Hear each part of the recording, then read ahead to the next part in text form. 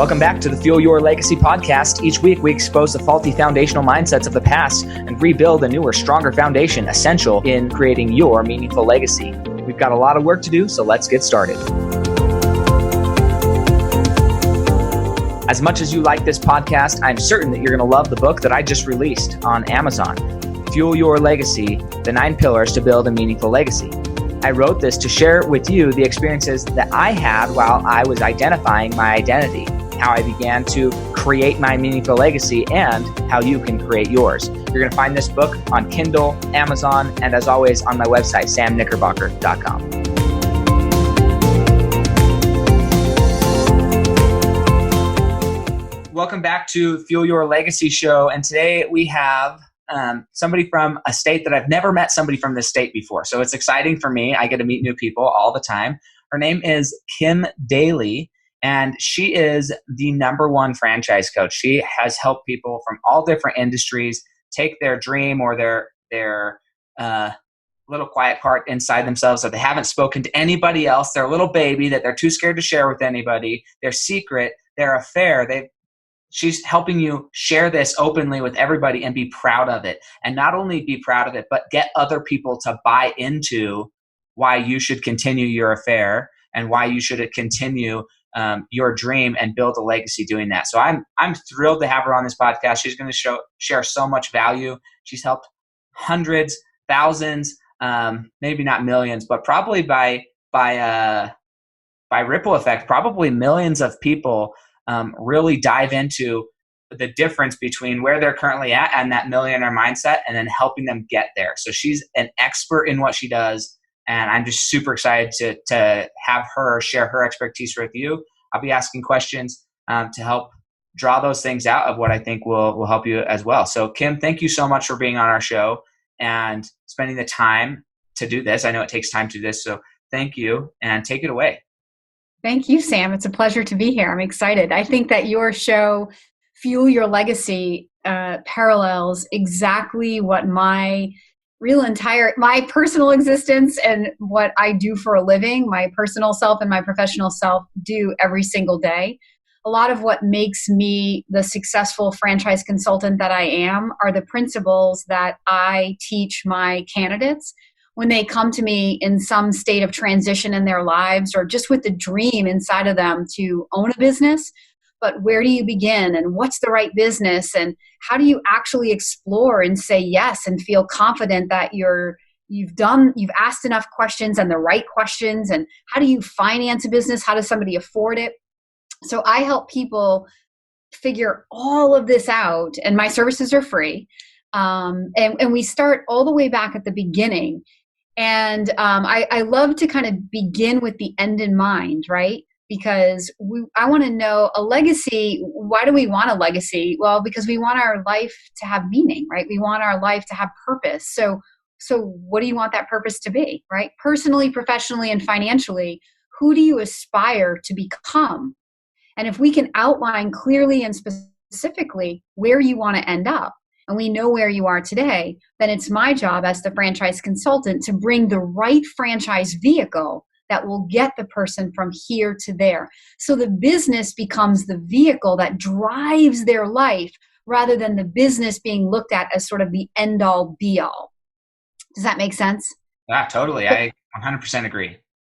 And a lot of times people think that it's the business, like I have to pick the right business in order to be successful. And I'm like, no, you don't. Any business you want can make you any money that you want and make you as successful as you want, because it's not the business. That's like looking at some external factor that's producing your success, when you probably realize, and I definitely realize, that all success starts from inside. And that's why we go inside first to define kind of where we're starting from and who we are. And then we go through this journey together to get you to where you want to be, using the business as the pass-through vehicle. So I work with people and help them really understand like what's held them back in the past. If they've looked at franchising before or thought about owning a business, but they never did it, why? And I use all kinds of analogies. Like I love the analogy of this is like a courtship leading to a marriage. And when you work with me, it's going to start with a blind date. So then I get to become the dating coach. So, we're going to outline what kind of characteristics you're looking for in that perfect match, and just teach you all about how to play the field, which is, it's going to be a good thing to play the field, and date multiple franchisors so that you have context, so you can learn how different companies do things. So when you actually start to say no to certain characteristics, it's because you're saying yes to other characteristics that you found in another match. And when we play the game like this, the widget of the business, like what the business does, becomes very irrelevant. And people get more focused on what they should be focused on as investors, which is in a franchise, which are the people that you're partnering with. Because when you buy a franchise, that's what you're buying. You're buying into a relationship to go into business for yourself, but not by yourself. So we're using the proven systems that other people have already created, and we're paying a fee to get access to the business plan and the people and the initial training and their ongoing mentorship and technology and national vendors and all that. And then we're leveraging that so that we have that safety net, and we can, from day one, start moving toward profitability in our business. And that's what makes franchising a safer investment than starting a business on your own. But safer doesn't mean foolproof, right? There's no guarantees of your success. You, kind of bringing it full circle, you will create your success. Sometimes candidates will feel like the territory will make them successful, or, oh, the location will make me successful, or the franchise brand will make me successful. And well, all of those things can definitely add to success. I will always be able to show you through many stories, and you'll be able to validate that with other franchises, that it's the owner that made the business successful, right? I can take an underperforming location and put in a top performing mentality and have that become a top performing store. I can have an amazing location, put in someone who doesn't understand kind of driving top performance and just doesn't have that desire to really own his or her business, and that great location could flounder and potentially even fail. Does that make sense, Sam? Oh, absolutely. It's so entirely true. I have some serious questions for you.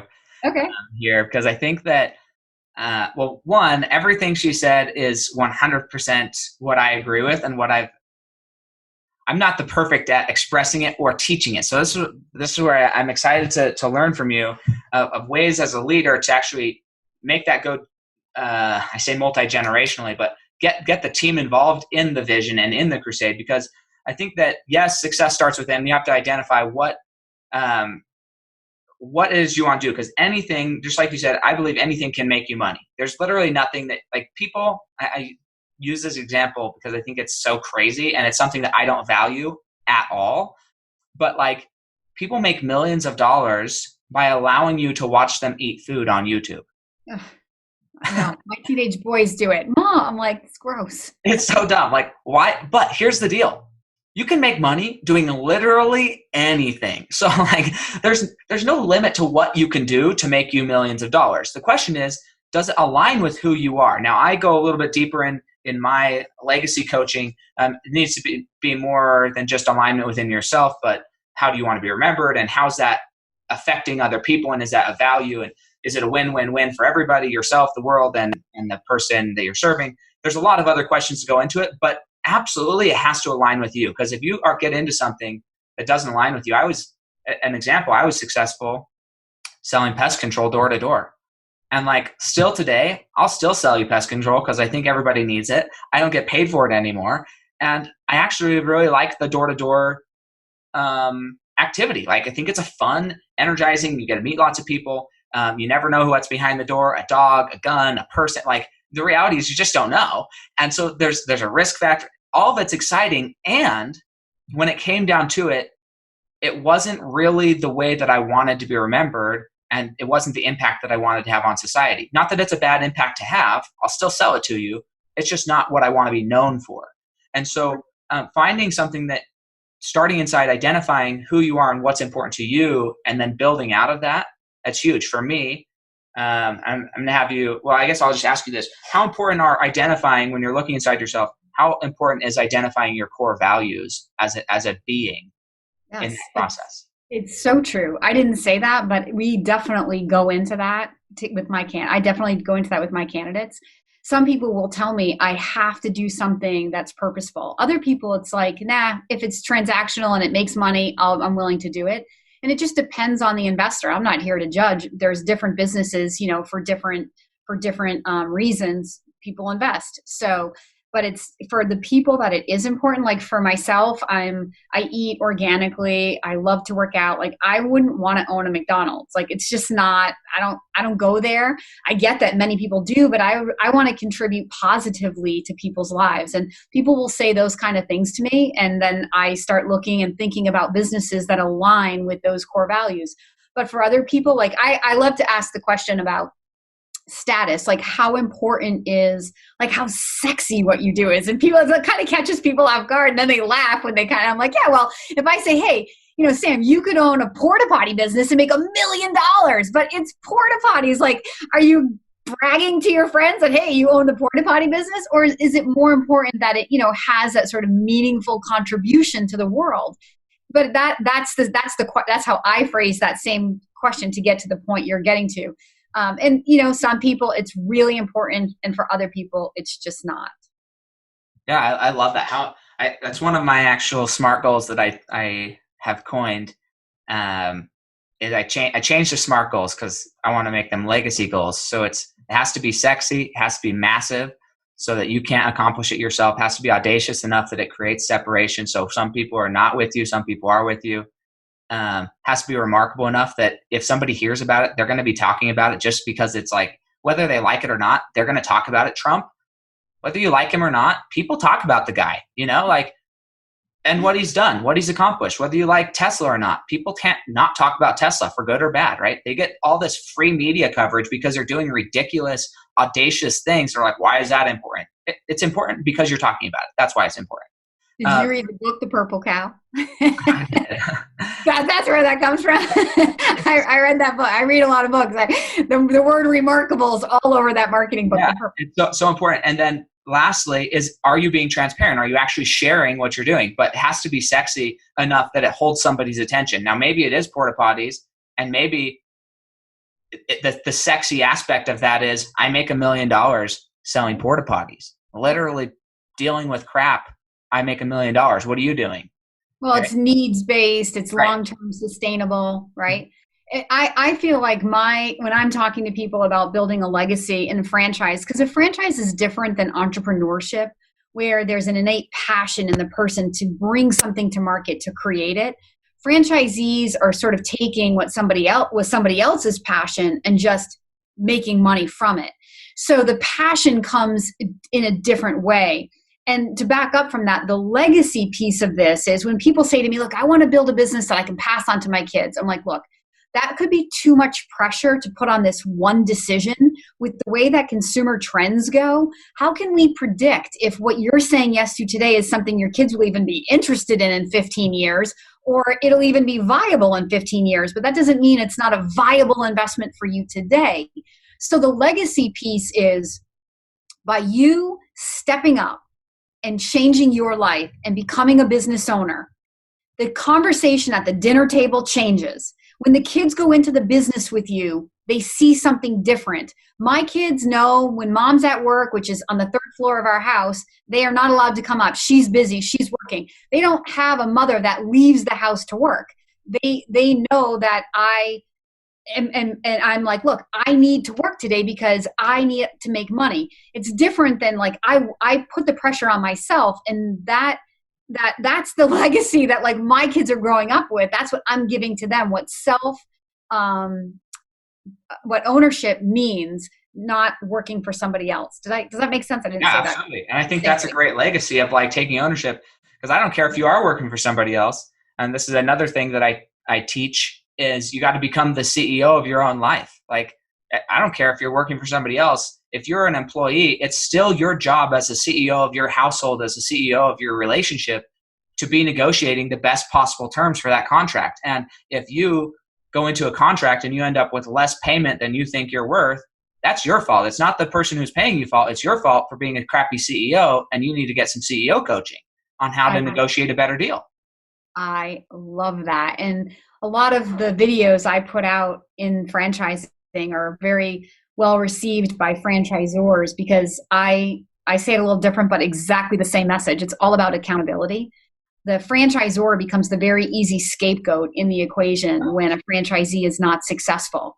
And people want to look and say, oh, you know, I was owed this, or I didn't get that. And listen, I became one of the top franchise consultants in the country by simply making a decision to own it, not to make excuses, not to go looking for external forces to make me successful, but to actually look at my business, figure out what I could control and maximize, and then be disciplined to follow through. And when I committed myself to that in 2010, 365 days later, I was the #1 franchise consultant. And I'm just a little girl from New Hampshire. Like, that's what I say. Like, if I can do it, anybody can do it. And so since then, I didn't want to be a one-hit wonder, right? Because it's much easier climbing to the top when you're obscure. No one knows who you are. But once you're like this woman in a man's world and you're like kicking their butts, all of a sudden there's like arrows in your back. And I'm like, all right, so now I have to actually figure out, what did I actually do? How do I replicate that? So I had to look at all of my numbers in my business and make a science out of what I did. And I've been successful because I've maintained those results since 2011. I've given my secrets, if you will, to other consultants who are smart enough to come to me and say, hey, I want to play at your level. How did you do that? And now one of them has doubled what I do, which is absolutely amazing and such an honor to me. And then, of course, in my coaching with my candidates, now I'm able to give them the science of driving top performance, because business is all the same. Even though they're all different, it's all the same.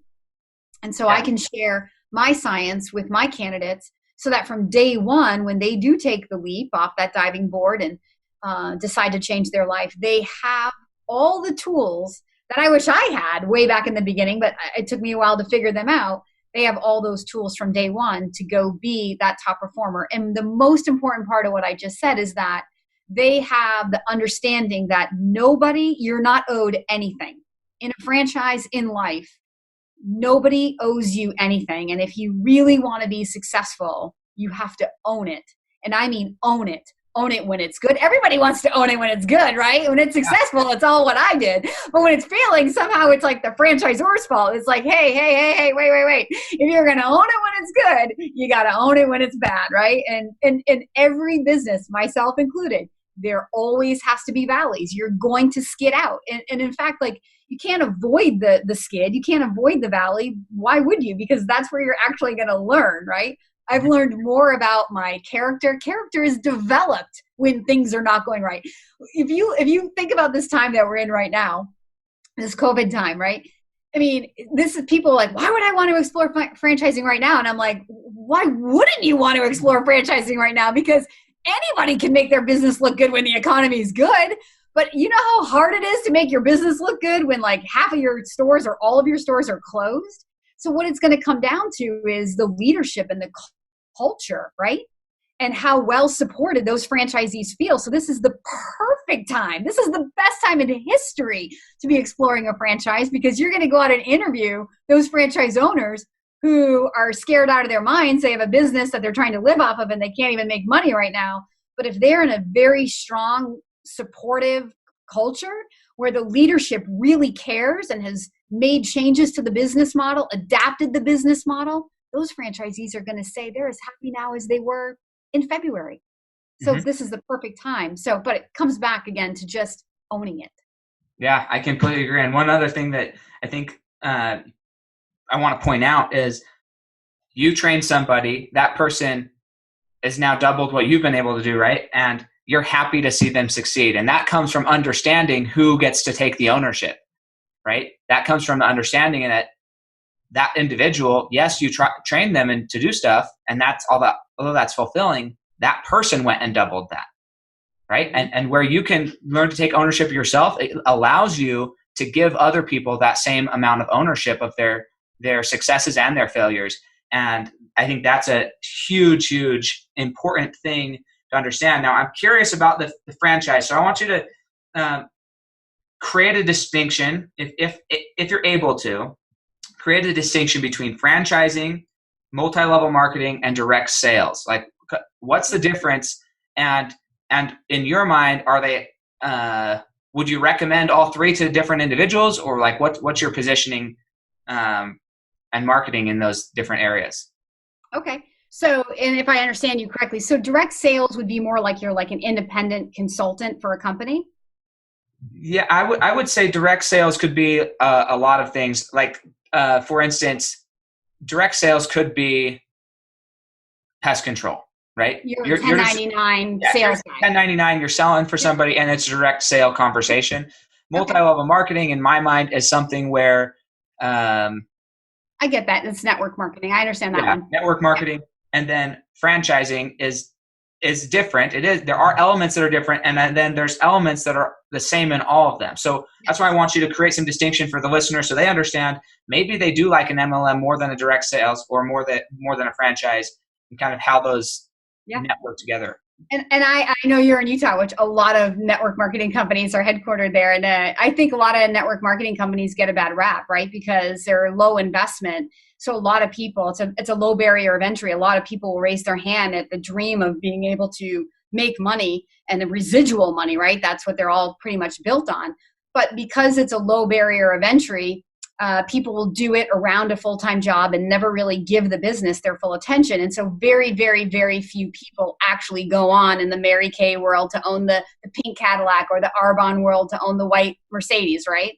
But it doesn't mean that it's not possible for every single person that said yes. Again, it comes back to accountability and owning it. So the biggest difference between franchise and the others, you're not really, well, with a network marketing, you would be building something that you own. And that you can control, and an organization around you that would build residual income, and it would provide tax advantages as well. The franchise, it's kind of more easily defined as, this is an asset that you're building that's building cash flow, equity, and creating tax advantages. It would be scalable to multiple territories or multiple units, and that's really how that wealth can be created. You can start out at one level where you're maybe in the business and then switch to working on the business over time. There are some franchises where from day one, though, you can come in as a semi-absentee investor, where you're working on it from day one and you hire to the experience of the business, so your employees are working in it. But franchising is regulated by the Federal Trade Commission, and every franchise must disclose certain information to that potential investor, so that a franchisor can't be slimy and make up false earnings claims or give you a high pressure close. There's even a timeline from when you receive the disclosure document to when you're even legal to be awarded the franchise, and that's to prevent kind of those high pressure sales closes. And earnings claims have to be in writing, not just something verbal, and failure rate has to be disclosed. So before you ever give any money to the franchisor, you are allowed to know all of this information. It's in a free document that the franchisor would provide to you. But I think what they have in common is that they all require the owner to step up and be accountable, and to have dreams and goals, create a plan, and then execute on that plan and be disciplined to follow through. What makes them different is probably the level of investment. Franchising is probably a bigger investment than network marketing. And there's probably no investment in the direct sales, right? Direct sales, you're probably not even building anything that you own. You might just be owning the route or owning the income. But as soon as you walk away, you give all that up. Yeah, direct sales could also be like a loan officer if you're running your own loan officer business, real estate agents. Those are all direct sales in my mind, where you could technically have your own business outside, but there is some level of, and that doesn't always require licensing, but there's a level of investment up front, but not near the same as franchising. And most of the time, multi-level marketing is significantly less than, I would say, a direct sales investment. And you know what else, Sam? Barrier of entry. So when you say it like that, that distinction makes me say, well, in a franchise, you're building an asset that over time should not require you. both of the other two options are kind of people raising their hand saying, I want to own my time and my income, but I'm still exchanging my time for money. Versus a business in a franchise is building an engine that will work without you. Sometimes you start out like that. Those are called semi-absentee investments. And then other times people start out more full-time. But then as they get the right people and the systems in place, then they're able to step back. Okay. So, and I think I can think of a lot of different options. I'm sure you can too, of many business types that are blends of all three of these different types of things, right? So yeah. I just want to be clear there. You may find something that's partially direct sale, partially multi-level, and partially franchise. You might find something that's just franchise, just multi-level, or just direct sales, or any combination of them. You could find a business that's going to fall into them because there are certain aspects of every business that are beneficial, right? So you have some businesses that are storefront businesses that employ for their marketing team is a multi-level marketing team, but you could just as easily go straight to a non-multi-level marketing structure and get the information. Car insurance is one of those where you can go to a nationwide store front and work directly with Nationwide, or you can go work with somebody who's building a direct sales or multi-level marketing structure selling nationwide products. And you can get the same product, same price from both people. It's just where do you want to go to that thing? Sure. And at the core of that, I mean, all these opportunities have the common denominator of sales. Like a lot of times people will say, I want to own a business, but I don't want to sell anything. And I'm like, well, you can, if you own a business, you have to be selling something. It's whether you are proactively doing it, right? Or you're managing other people, or you have marketing tools. But also what these things have in common is a lot of franchises will have a solid marketing program, but what every business owner soon realizes is their best clients are always referrals, that network marketing. So every business owner really has to grow into that role of promoting their business and networking their business because that's where your best clients are always going to come from. I don't care what the business is or does. Yeah, absolutely. So let's dive back into the kind of the relationship of this, so I can understand, and so the audience can understand your position properly as far as what you do. I'm going to describe it the way I understand it, and you correct me where I'm wrong. Okay, so let's say that you're like Google, and that you don't. I mean, you may or may not own certain franchises, but as far as your services to people, you know of, because of your experience, you know of hundreds, if not thousands, of different franchise, multi-level marketing, direct sales options. And then you meet with somebody and you say, okay, let's identify who you are, what you want, things like that. And then your job is to broker and help the individual you're helping get in contact with and interview these different options to find which one suits them. Correct. Except that I am exclusive to franchising. But yes, I am a matchmaker. Correct. Okay. Yeah. So I want to be clear. That's the consulting role. Yeah.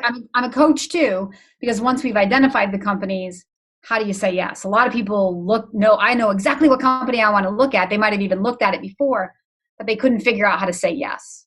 So I have a very efficient process. It takes me about 1 to 2 months to help someone feel competent and confident. That's my guarantee. I'm going to teach you how to do competent due diligence so that you can be confident in your final decision, whether it's yes or no. Right. Awesome. So I'm glad we clarified that. Just, is there a list somewhere that somebody could go in? I know that you could go get one from a franchisee, but what if I wanted to not necessarily franchise my business? Maybe I do, maybe I don't. But what I want to do is be able to prepare my business so I can see my business and take that accountability for my business the same way a franchisee would take accountability. So what are the regulations? What are the disclosures that would need to be disclosed in that process that somebody could take and apply to their own business to see where they're at? Because I know a lot of business owners. I sit down. I'm a business coach in certain aspects, and I sit down with them. They have no idea they don't know what annual revenues are. They just send their bank statements and their stuff to their tax guy and like, yeah, he figures it out. That's the extent of their knowledge, right? You're like, you're running a business. Well, yeah, I make $1 million a year and I send it all over here and he figures stuff out for me. And they don't know what's going on. So like, what if there's like, well, I wonder how successful my business actually is. What kind of metrics would they use from just a pure regulation disclosure standpoint that they would need to be looking at to say, okay, this is what I would disclose to somebody? Any regulation or disclosure. I mean, in that disclosure document, smart franchisors will have some earnings claim where they'll kind of break down, what their average center or store or franchisee is creating in gross revenue and a list of the expenses so that you can kind of net it out. But more importantly, we use the process of interviewing the other franchisees. So the other people in the system who are already using these systems and tools and this business plan and who are being supported by the leadership, we use their validation to really understand when you're going to cash flow and how much money it really took to get this thing open and what are they looking forward to financially and who are the biggest competitors in that industry. People make assumptions. Oh, this must be super competitive. It's like, well, just wait. Let's talk to the franchisees and see who they would say are the real competitors. So we use what we call validation from existing franchise owners to really help the potential investor understand the full financial opportunity. And that's part of what I guide them through is kind of what are the right questions, specifically around what you were talking about in terms of making money. This is the number one thing that I did back in 2010 was really create a very specific daily sales plan. Like that's where the daily coach comes from. It's, well, a couple things. People will be like, I just need a daily dose of Kim. And I'm like, oh, I think I could figure out how to use my name in that. So that there's that. And then, but it's about having a daily plan that you hold yourself accountable to. So that $1 million business may seem as a small business, that's a pretty large small business. And it may seem like, trying to climb Mount Everest when you're not a climber.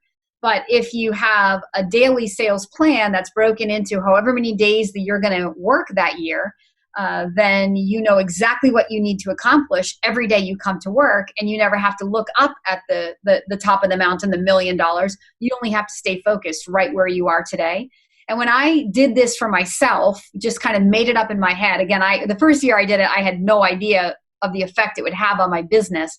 But when I replicated it, and I've been replicating it, the effect it has on my business is unbelievable. Because number one, people are like, you're so passionate about what you do, Kim. I'm like, yeah, I am so passionate because I always feel in control. I know exactly where I am on the way to where I want to be. I don't have to worry about how my year is going to end up because I know what I need to do today, June 26th, right? So I'm not worried about next week or the next month. I'm always like right where I am is getting me where I want to go. And that's because and this is what I coach people to is those what we would call KPIs, key performance indicators, but if owners don't know like their goal, their revenue goal, and they don't know where they are in relation to that goal, when they come to work every day, how do they know what to do? How do they know how to prioritize their time? So there's lots of things you have to do to be successful to run a business.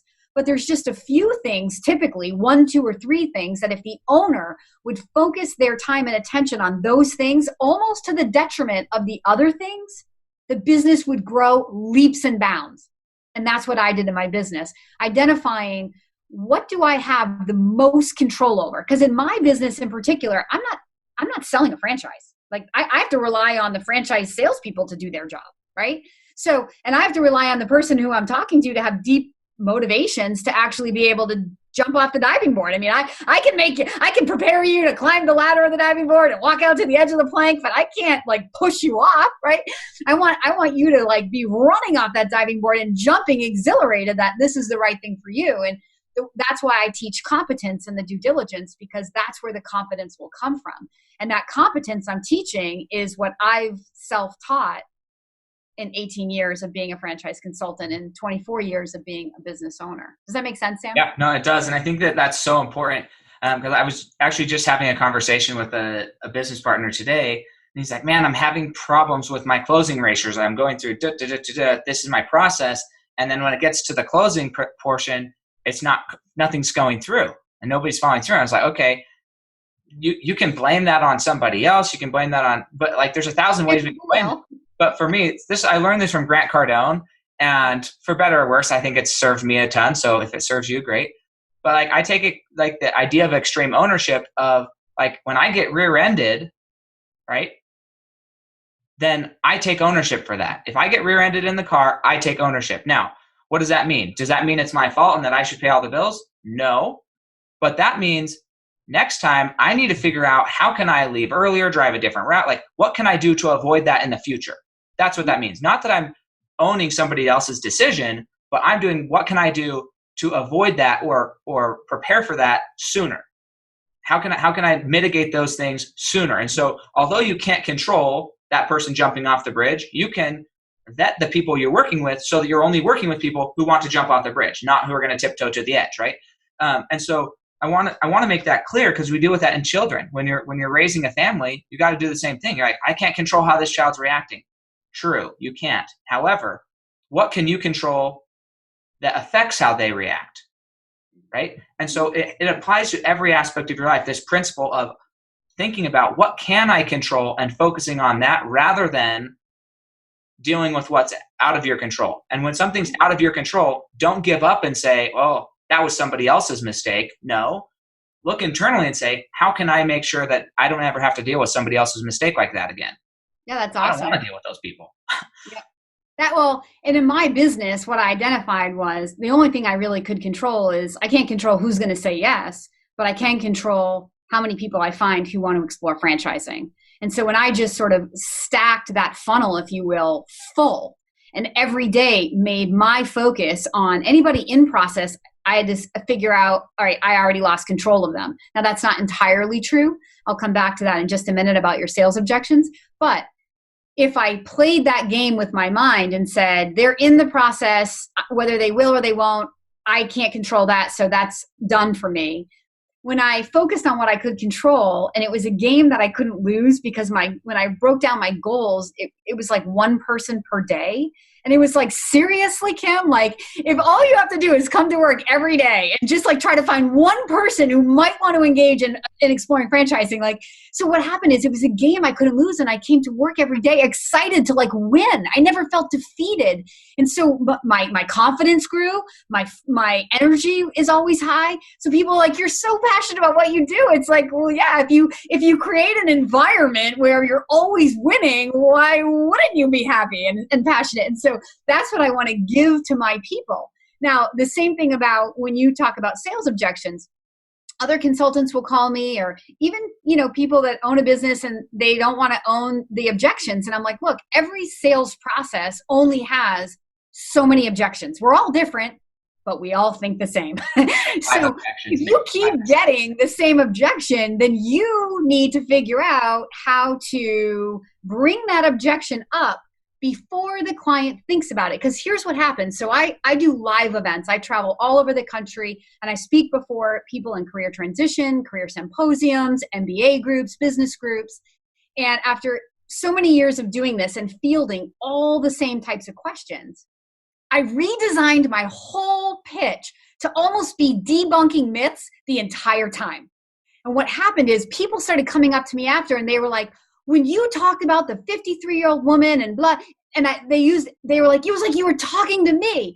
Or, when you said this, it was like you knew exactly what I was thinking. I'm like, well, so now I started identifying more with my people. They felt like I was identifying more with them, because I relaxed them by saying, listen, this isn't my first rodeo, right? Like, I know exactly what you're thinking, and I'm going to help you through your own limiting beliefs, your own assumptions, what I call head trash, so that we can move all that out of the way, create a blank slate. But now when you do that with someone that you're trying to, and I'm not selling, so I don't mean this in a bad way, but when you do that with somebody you're trying to sell to, now they're open and they're yours to coach and to guide their thinking. And that's what I need, is to get them to where I can coach and guide their thinking. So I look at this exploration process sort of like a minefield.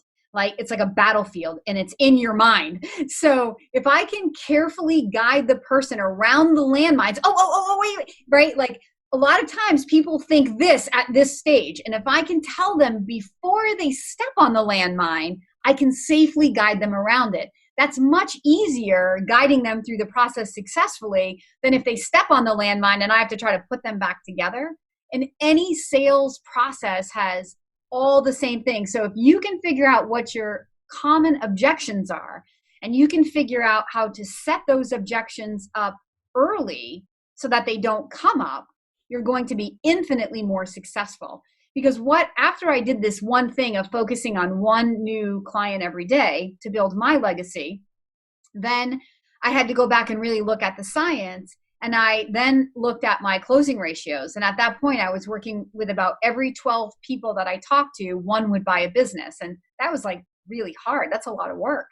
So how could I work smarter rather than harder? Today, I'm 1 in 3. So again, I'm still not selling anything, but I've got a heck of a lot better at setting things up so people fall out of the process sooner, so people get what they need sooner, so that I can get more people to feel more confident and competent with what they're doing, and they can go on and say yes, and we all win. Yeah, and I think part of that is taking out of those 12 people, 1 out of 12. Part of it is maybe 3 or 4 of those you're overcoming objections, so they're moving faster through the process, so they're actually more committed. And then the other part is maybe 3 or 4 of those people that you are eliminating faster, right? So they eliminate themselves. Yeah, yes. Yeah. I just help people help themselves faster. Sure, exactly. You're helping them make a decision faster. So I think that's important though. What you're doing, you're not just creating this separation, but you're helping some people move forward and some people choose out. Some people choose in, some people choose out. And that's important in anything you're doing. I promise you this is how it happens with children. At least it's how it's happening with my 3-year-old. I'll say that. I know it's how it happened for me as well. In all the business that I've done and all the clients that I've worked with, the process of choosing in and out of something is crucial, and allowing them to choose in and out, right? And identifying how are we going to do this to where their objections don't come up is crucial. So can I say one more thing? Yeah, absolutely. Because sometimes people will say, well, Kim, are you going to tell me if I'm not a good fit to own a business? And I'm like, no. You know why? I mean, I can give so many stories, but one quick story is the reason is it's not my job to play God with your life. And I cannot correlate previous experience, having an MBA, or any particular background that leads to success in a business. What leads to success in a business is the person's desire for success and what they're willing to do to get there. There's one candidate that I worked with years ago who I think he came out of manufacturing, and I'd swear to you, Sam, he was probably clinically depressed when I met him. Like, I remember thinking, dear Lord, do not let this person buy a franchise. Like, I do not want to help this person fail. And I remember calling the franchisor saying, you need to help this candidate figure out how to not do this, that he's not the right person. This was when I was much younger consultant and didn't know what I know today. So fast forward 8 or 9 years later, that guy is now a multi-millionaire in his franchise. He regularly volunteers to validate to incoming franchises in his group. He's in a small state. He's in Maine. And he never sold anything in his life. And today he's one of the top performers in a franchise that has over 900 franchisees. So, that's just one story. And there are other stories where on paper, I would be like, this guy's going to crush it, like a military background so he can follow directions. He's coachable, right? Mm-hmm. Great leadership skills. Maybe he came out and had some sort of corporate sales background. So now I know he can communicate to you and he's a good relationship builder. You put that guy to a business and he fails. And you're like, I never saw that coming. So the success in the franchise, in the business, what you do with the opportunity in front of you is 100% on you.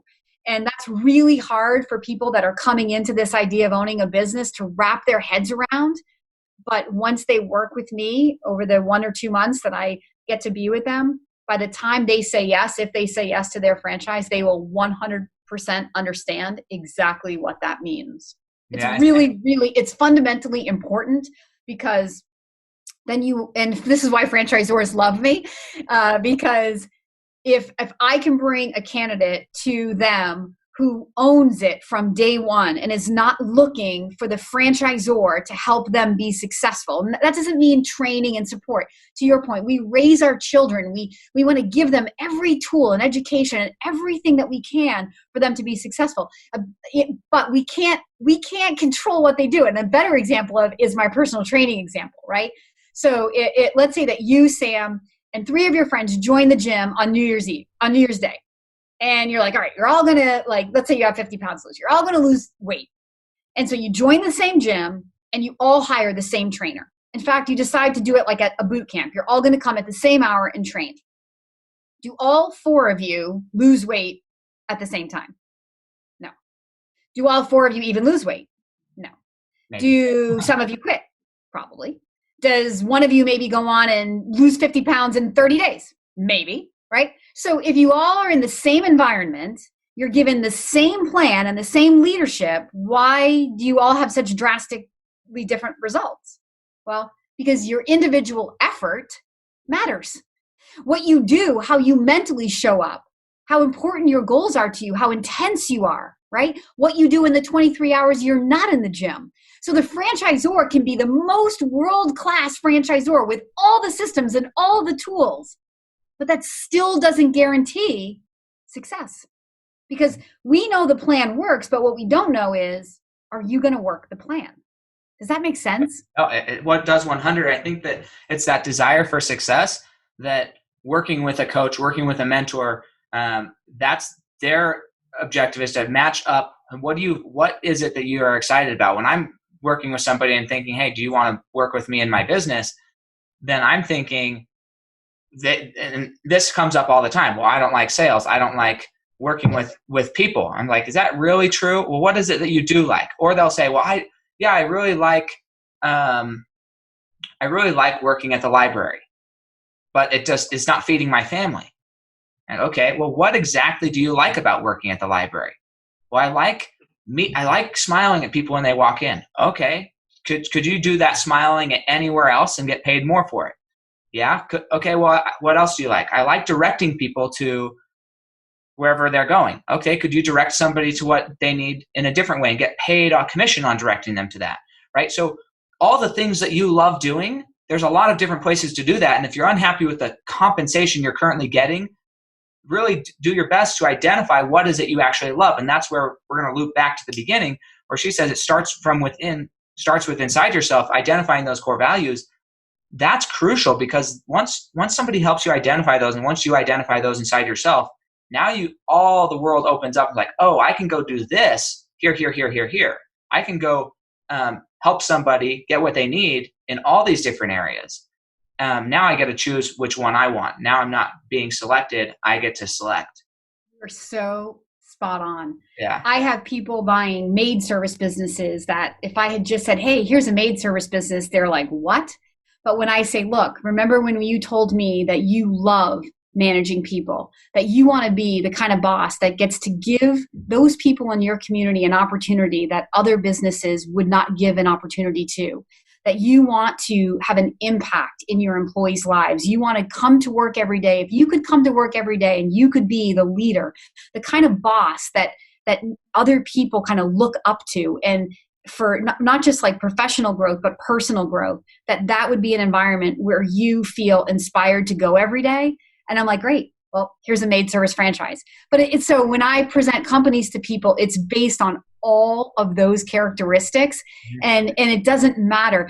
The matter of the widget matters to the extent that, as we already discussed, that meaningful or purpose-driven person, it might matter more to them than the person who's like just really wants this as an investment to make money. So and everything we're saying comes full circle, because it's about putting you in an environment where you get to become the person that you know you are, versus when you take a job for somebody else and you're in their culture and you're living for their goals, it might not align with your goals.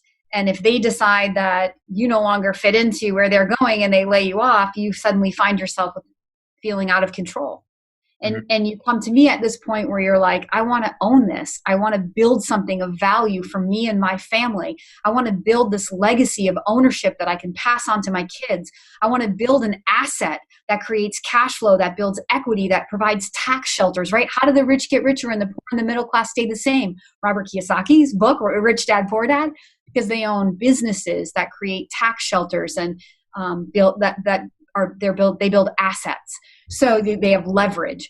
So that's exactly what I'm doing with people, and that's exactly the course that we take. So when I come back to presenting companies, the company itself is always sort of shocking to people. They're like, "Oh, I didn't see that one coming." But if I've really been a careful listener and asked the right questions, they are open to whatever the widget does because they see how it aligns with them waking up and being in an environment that they just can't wait to go get to every day. Yeah, absolutely. I love that. So let's say somebody's listening to this and they're like, I want to talk to Kim. I need a daily dose of Kim, and I want to know what aligns with my life. What could I be doing outside of what I'm currently doing, right? Because maybe they have a job and they're a tech person, or they work at a fast food restaurant and they want to own a place like that one day. Maybe they're a laborer or whatever. Those skills, how do they get in touch with you? My website is the best place, www.thedailycoach, and that's DALY, thedailycoach.com. I have a library of franchising and business coaching videos debunking those myths, the top 10 reasons why, my top 10 frequently asked questions. I have interviews with people who were once self-proclaimed scaredy cats or totally risk-averse people who are about to leverage their entire savings into a business. And I recorded these videos inside their place of business. It's some of the most gratifying work I've ever done. Is literally sitting in the Supercuts location of a woman who the first time I met her said, I don't know if this is for me, but I absolutely will regret if I don't talk to you. And now she owns a Supercuts location and she's living her dream. And she dared, she dared to put her life savings into this business. And so there are real world stories. There's hundreds of written testimonials from people who I've helped, but there's about a dozen or so far. Testimonial videos from real life people, and you'll see the subjects. I tried to make them catchy. So, hey, are you laying in bed at night thinking about owning a business but don't know which one? Watch this video and be inspired, like that. Or hey, were you recently downsized through no fault of your own, and you don't really want to go back to corporate America, but you're not sure, you can't afford to go. Watch this video and be inspired. So hopefully some of those titles might catch your eye and inspire you. Just a lot of good educational content to help you get up to speed with fees and what a franchise really is, what's the value proposition, why you don't need experience. So, and I have all kinds of resources on my website, blogs, newsletters, book resources. It's a great place to go. And you can also contact me right there. Awesome. Yeah. And I would just be respectful of her time, right? Go and consume her information. She's put a lot of time and effort in, 24 years of experience of what those videos need to be on her website. It isn't just a bunch of stuff thrown up there. It's calculated to help you get out of your own way. So if you're actually interested in having a real valuable conversation with Kim, put in the legwork initially so that when you actually do have a conversation, she doesn't have to try and repeat to you what's in her videos. She's already created a professionally done video going over all of these things. So go do all that. And then when you do talk to her, you can ask very pointed, specific questions to your situation, which I think will be help them and also help her help you the most. So excited about that. Here's the second to last section, legacy on rapid fire. 5 questions here. You ready? Yes. Awesome. Okay. So what do you believe is holding you back from reaching the next level of your legacy today? I think limiting beliefs hold most of us back. What we're worth, what we're owed. I mean, what we're worth. Just limiting beliefs. I'm now nervous. I got to calm down. If you're watching the video, you can see how excited she is. Okay, what do you think? I'm like, is this for game money, prize money, or what? Yeah, I should make a game show and make it so it's for prize money. No, I think limiting beliefs about, just what you're worth, what's possible. One of the secrets, I don't know if this is one of your questions, but people are like, how do you achieve so much in your life, Kim? It's like, because I'm stupid enough to believe that I can't do it. Like, if I set a crazy, crazy goal, I achieve it. I don't even know. I mean, I have some really big goals that I'm still, there's a season in time and I have to wait for God to like bring it into my life, but I'm not giving up. But I mean, I once wrote a check to myself, which was the largest amount of money I could ever imagine making in one commission. It was a big fat number. And I wrote the check to myself and put it in my wallet. And I woke up about 5 years later and realized not only was I making that money, but I was making that kind of money every single month consistently. Like, that's the power of being specific with yourself. I recently, this past December, the pastor of our church was going to do a capital campaign to build an addition on our soup kitchen. And I love to give. I love to give. And in giving, you always receive so much more back. And I felt like there's a whole backstory to this, but I've always dreamed of buying a house for somebody. And when I sat in church that Sunday and heard him talk about, we needed to build an addition, I'm like, this is how you buy a house for somebody. And not just like one family, but like all these needy families that live in the community where I live, and they can come and eat and they can be warm and they can get clothes. And I was so inspired. And I asked him, how much money do you need? And would you accept it from one donor? And he was like, of course I would accept it from one donor. And he gave me the number, and it was a huge number. And I had no idea if I could actually do it. But on Christmas Eve last December, my boys handed the pastor of our church a check to cover the addition on our building. And it's probably one of my greatest achievements in life, what I'm absolutely most proud of. But it's just because I dared to dream. Like, I still can't even believe that I did it. I cannot wait to see it built and go in there and be interacting with the people and feeling the pride that comes from like what I did to enable this to happen. But it's just because I'm like, I don't know, dumb or smart or whatever, but I dare to dream really, really, really big. And I have unstoppable faith. Yeah, I love that. And what I love most about that, and just keep this in mind, she earned all that money by helping people become self-sufficient and build a business. And then as soon as she earned it, I don't know if it as soon as, right? But when she earned the money, she put it right back in to helping more people. It wasn't like she earned the money just so she could have lots of money. She earned the money, got the money, and gave it back out to help more people. And the ripple effect of what that money represents is all of the families' lives and the people who frequent those franchises, all of their, that ripple effect, the amount of money that's being generated for those families. And then she earned some money and she gave it right back out to charity. The people who go through that soup kitchen, who get the help that they need, what's going to happen for them? Who's to say she can't go and help them get a franchise and change their life, right? So it's the idea of just giving and giving and giving and giving. And even when you're getting back more than you can consume yourself or need, you give it back. You just keep giving, and it always does come back. So what would you say is the hardest thing you've ever accomplished? Well, we were talking about skiing before. I broke my leg. And so for a very active, physically active, a single mom, self-employed, and I found myself for 14 weeks held up in a cast. It was my driving leg from hip to ankle. And then after I got the cast off, I'm like, what the heck else is wrong with my leg? Something's wrong. And the doctor didn't believe me for like 8 weeks. I kept saying something's wrong. He's like, nah, it's a new bone. You just got to keep walking on it. So 20 weeks after I broke my leg, they discovered that I had paralysis in my quadricep muscle. So for a totally right, exactly. So totally physically active person. Now, mind you, I was 6 days after breaking my leg, I was back in the gym with my trainer. 10 days after breaking my leg, I figured out how to use a rowing machine. So like at 5 weeks post breaking my leg, and the doctor was like, I think you could start to use a rowing machine or something like that.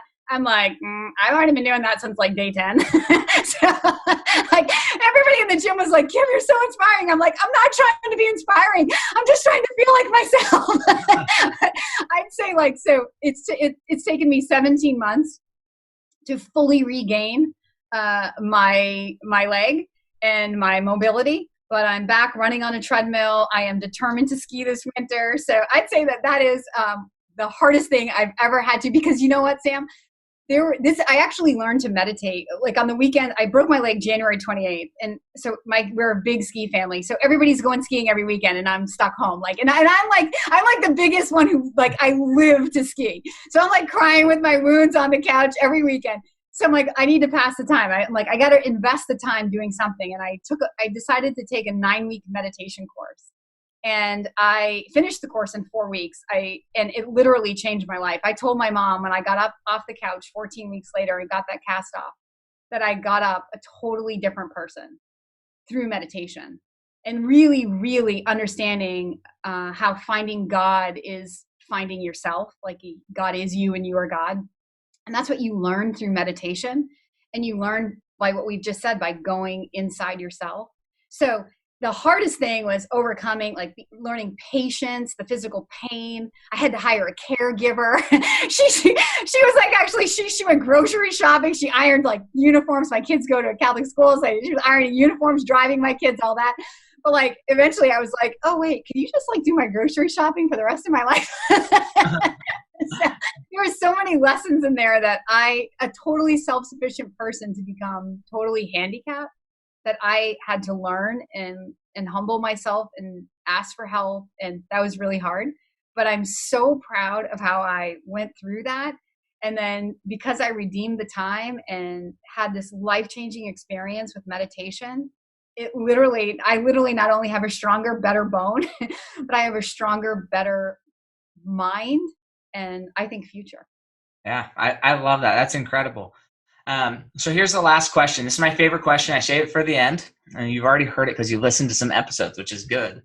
But the question is, what legacy are you building? So we got to pretend that you've died, and we're 6 generations from now. So your great-great-great-great-great-grandchildren, they're sitting around a table. You get the opportunity to kind of listen in, view this conversation, maybe sit at the table, and you're hearing what they're saying about you and your legacy. Now, keep in mind, this isn't your children. This is 6 generations from now, anywhere between 100 to 150 years from now. What do you want them to be saying about Kim Daly? What was her legacy? What did she do? That's quite a big legacy, Sam. Those are really big shoes. Well, I would like to be remembered for the girl who couldn't give enough away. I live that, what I've already shared with you, that in anything you want in life, if you give it away, it will always come back, whether it's love, friendship, money, position, anything. If you lack anything, if you can give from what you have to somebody else who has less than you, I promise you that God will never let you down. He will always return to you double. And I think it's like 77 times 7, I think is the answer. And I have been on the receiving end of that so many times, where I am completely in awe of how amazing our God is. He gives immeasurably more than we could ever ask for. So if you ever lack anything, give first. And if that would be my legacy, not just to my children, but my children's children and their children and their children, that would be absolutely the most amazing legacy I could ever imagine. I love it. It makes me rethink my legacy. So I appreciate you sharing. No, that was awesome. And thank you so much. And please, her website is going to be in the show notes here. Go at least do yourself the service of checking it out. I mean, I know how many people, there was over 40 million people who got laid off during this COVID scare, and now by news reports, it's shaping up to be worse than the first round, which is crazy. But, like, don't let somebody else control your future. And you don't have to. There's so many opportunities out there. Go to her website, find out what makes sense for you, and go through some of her material. If it makes sense, reach out to her and start your new future. Start your new legacy today. Start living with intention and becoming the person that you want to become. And with that being said, thank you so much, Kim. Thank you. This was awesome. You're awesome, Sam. We'll catch you guys next time on the Fuel Your Legacy Show.